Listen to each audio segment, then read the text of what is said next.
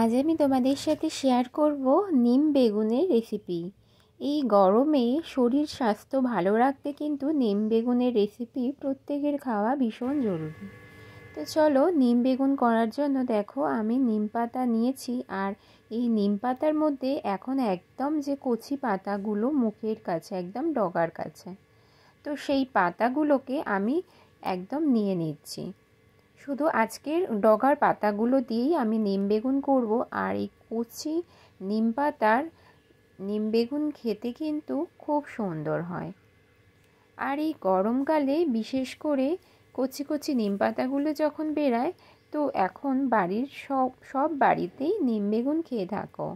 তো আমি খুব সাধারণভাবেই আর অল্প সময়ে নিম বেগুনের রেসিপিটা তোমাদের সাথে শেয়ার করছি। দেখো বন্ধুরা, আমার ডগার পাতাগুলো একদম কচি পাতাগুলো কিন্তু আমি নিয়ে নিয়েছি। আর এটা আমি ভালো করে ধুয়ে নেব।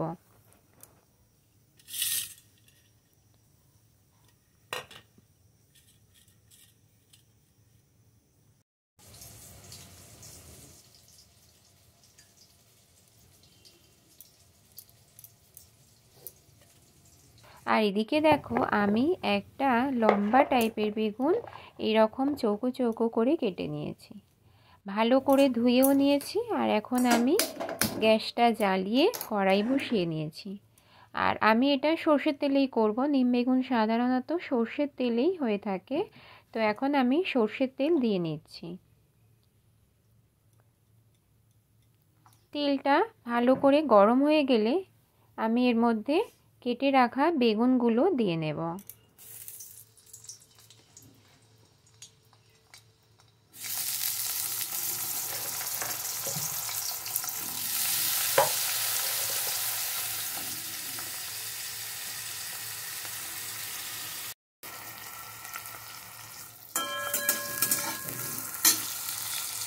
এখন আমি ভালো করে একটু নাড়াচাড়া করে নিচ্ছি। বেগুনটা খুব ভালোভাবে আমি এখন ভেজে নেব।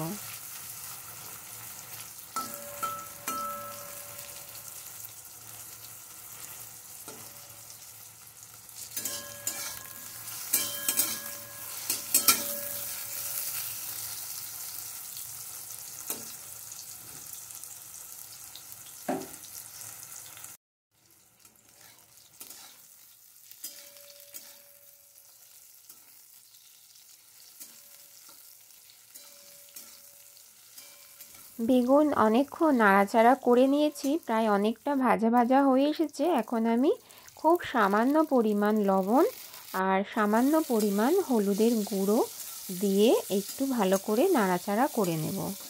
পরিমাণে অনেকটাই কম, তো সেই কারণে নুনের পরিমাণটা বুঝে শুনেই দিতে হবে। আর বন্ধুরা, আমরা কিন্তু নিম পাতা সাধারণত শরীর ভালো থাকার জন্যই খেয়ে থাকি। আর সুগার ডায়াবেটিস পেশেন্টদের জন্য কিন্তু এই নিম পাতা কিন্তু খুব উপকার। আর নিম পাতা খেলে রক্ত পরিষ্কার হয়। তো সেই কারণেই নিম পাতা সকলের খাওয়া ভীষণ প্রয়োজন। তো দেখো আমি অনেকক্ষণ ধরে এইভাবে নাড়াচাড়া করে ভালো মতন বেগুনটা ভেজে নিয়েছি। এখন আমি যে নিম পাতাটা ধুয়ে রেখেছিলাম আগে থেকে আর একদম ডগার পাতা কচি পাতাগুলো নিয়েছি, সেইটা আমি এখন এর মধ্যে দিয়ে নিচ্ছি।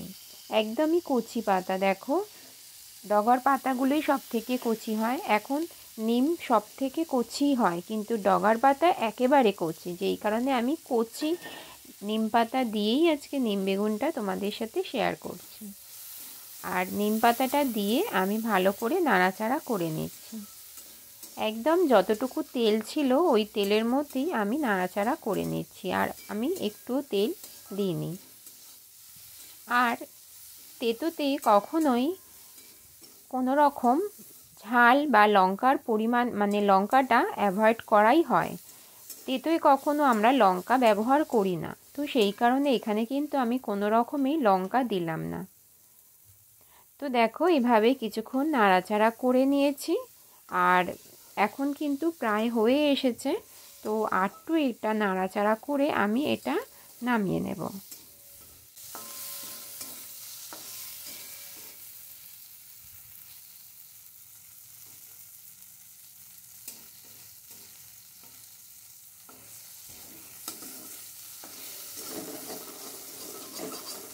অনেকক্ষণ ধরেই আমি হালকা আছে এটা নাড়াচাড়া করেছি, আর দেখো কতটা পরিমাণে কমে গেছে। বেগুনটাও অনেকটা কমে গেছে, আর নিম পাতাটাও তেলে ভাজার কারণে অনেকটা ছোট ছোট হয়ে গেছে। বন্ধুরা, এখন আমি দেখো এটা একটা পাত্রে সার্ভ করে নিচ্ছি। বন্ধুরা, তোমরা যারা এতক্ষণ ধরে আমার সাথে পুরো ভিডিওটা জুড়ে আছো, তোমাদেরকে অনেক অনেক ভালোবাসা। এইভাবেই আমার পাশে থেকো, সঙ্গে থেকো, আমার সাপোর্ট করো, আমিও তোমাদের পাশে আছি। আর নতুন বন্ধুদের অনুরোধ করব আমার চ্যানেলটা সাবস্ক্রাইব করে রেখো যদি ভিডিওটা ভালো লাগে। তো দেখো আমি পাত্রে সার্ভ করে নিয়ে বন্ধুরা ফিরে এসেছি। এই রকম নিম বেগুন রেসিপি থাকলে গরম ভাতে কিন্তু বেশ সবাই মজা করে খাবে। যারা নিম বেগুন খাওয়া পছন্দ করো তারাও খাবে, আর যারা পছন্দ করো না তারাও কিন্তু মজা পাবে খেয়ে। তাহলে আজকের মতো ভিডিওটা আমি এখানেই শেষ করছি। তোমরা সকলে ভালো থেকো, সুস্থ থেকো, দেখা হবে নেক্সট ভিডিওতে। টাটা।